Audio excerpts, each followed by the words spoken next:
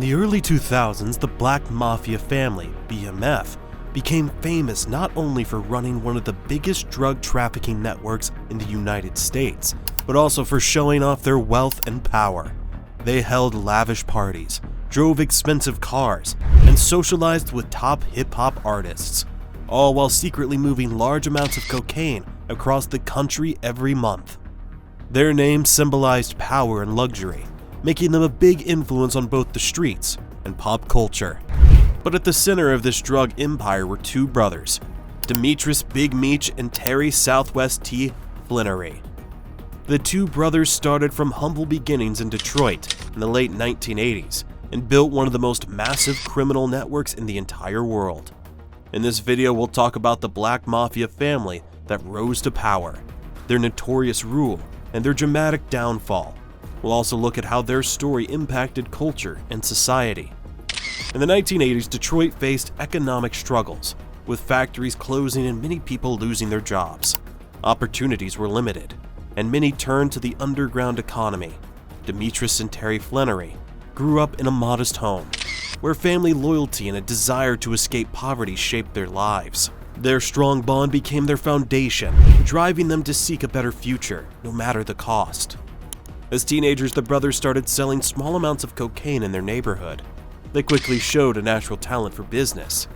What set them apart was their focus on quality, reliability, and professionalism.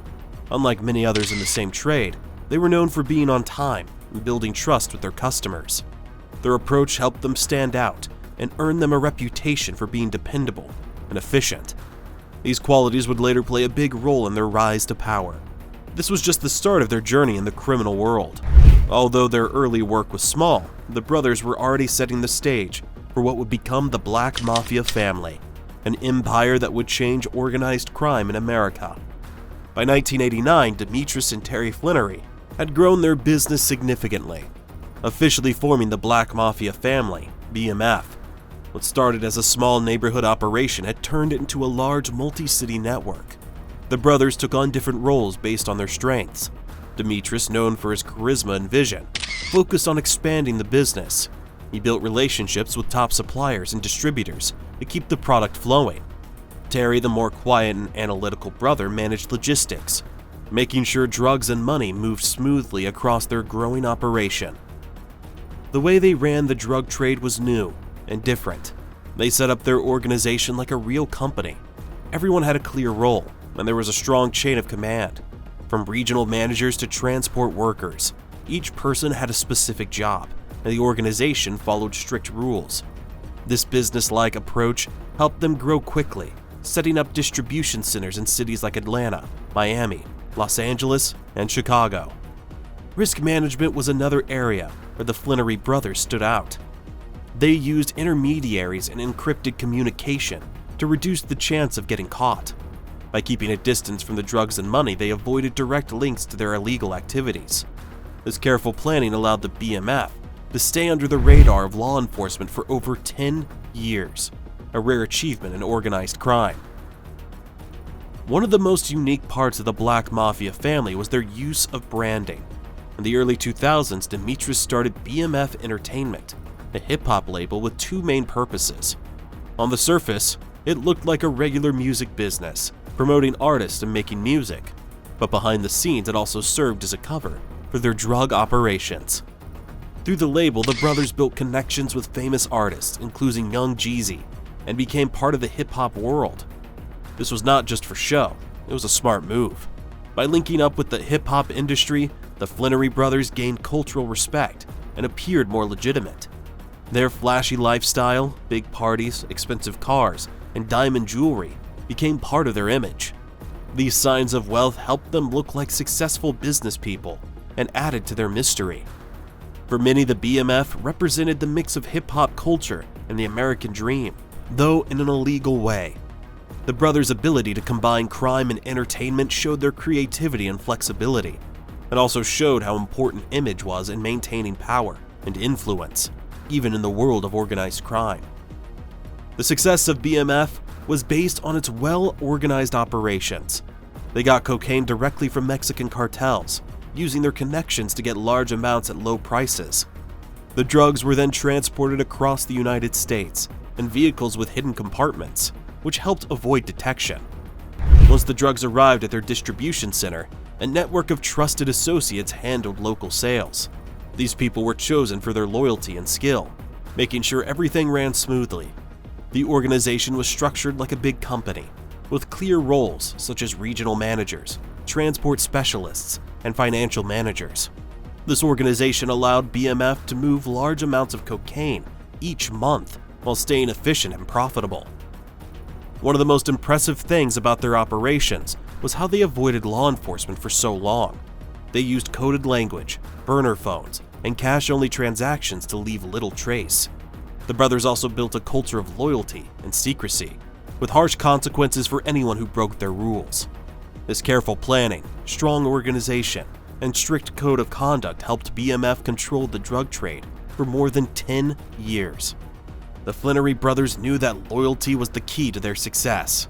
They created a strong sense of unity among their members, making the group feel like a family rather than a criminal organization. Loyalty was rewarded with more than just money. Luxury cars, designer clothes, and even homes were given as symbols of appreciation and to raise members' social status. This culture of reward kept members motivated, valued, and connected to the group, protecting the inner circle from outside threats. However, loyalty in BMF was also built on fear. Anyone who betrayed or disobeyed the rules faced quick and often violent punishment, sending a clear message to others. This mix of rewards and fear created an environment of control and stability, preventing dissent and discouraging informants. The balance of loyalty and fear kept everyone aligned with the group's goals and wary of going against the leaders, making BMF a powerful force in the criminal world. By the mid-2000s, the BMF carefully constructed empire began to falter. Tensions between the Flenory brothers emerged as their differing leadership styles clashed. Demetrius, also known as Big Meech, thrived in the spotlight, embracing the glamour of a high-profile lifestyle that attracted the attention from celebrities and the media alike.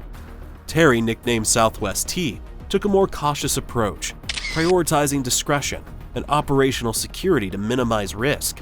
This fundamental disagreement created a rift that undermined the unity that had been central to their success. The BMF's growing visibility also became its undoing. Lavish parties, expensive cars, and public associations with celebrities drew the scrutiny of law enforcement. Federal agencies, including the FBI and DEA, intensified their investigations using wiretaps, surveillance, and informants to build a comprehensive case. The cracks in the organization's foundation widened as law enforcement closed in, exposing vulnerabilities that had been long hidden beneath their opulent exterior. The combination of internal discord and external pressure marked the beginning of the end for the BMF's reign. In 2005, federal authorities launched an extensive operation to dismantle the BMF, marking one of the largest drug busts in U.S. history. Over 150 individuals were arrested, and millions of dollars in cash, drugs, and assets were seized. Among those apprehended were the Flenory brothers, whose leadership had been the driving force behind the organization's success.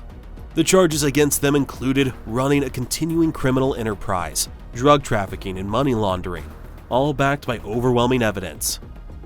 Wiretaps revealed incriminating conversations, while testimony from former associates provided detailed accounts of their operations.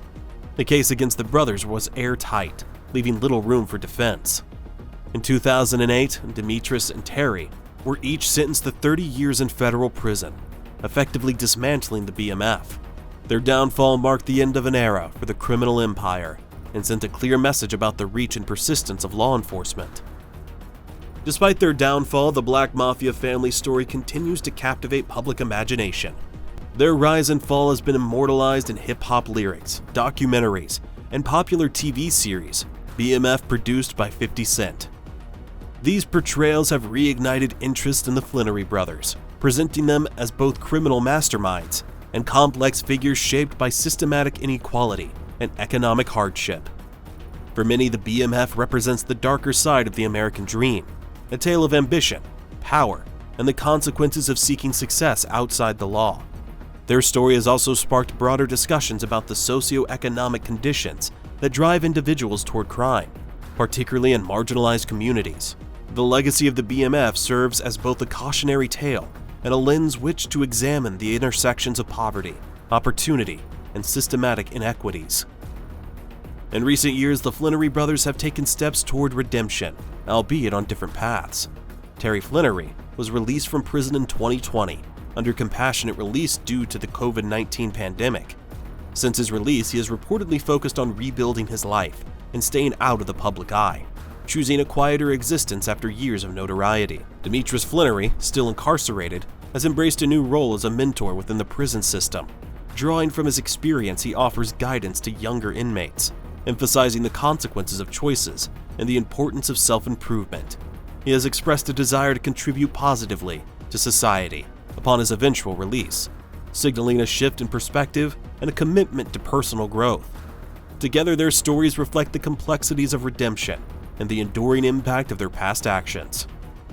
The Black Mafia family story is a compelling narrative of ambition, power, and the consequences of living outside the law. It serves as a lens into the challenges and contradictions of the American dream, illustrating how ingenuity and drive can both create and destroy. As their tale continues to captivate audiences, it remains a powerful reminder of the complexities of crime, culture, and opportunity in modern America. Their legacy, while controversial, is a testament to the enduring allure of wealth and power, and the high price often paid to achieve them.